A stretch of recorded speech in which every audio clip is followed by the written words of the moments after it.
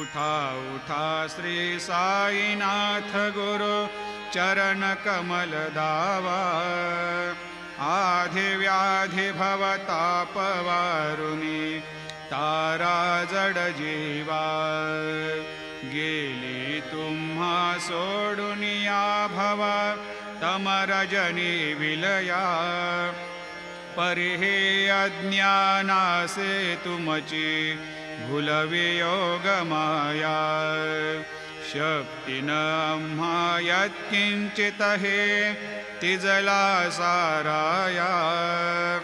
तुम्हीच ते सारुनि दावा मुख जनताराया। भो साईनाथ महाराज भवतिमिरनाश करवे। अज्ञानी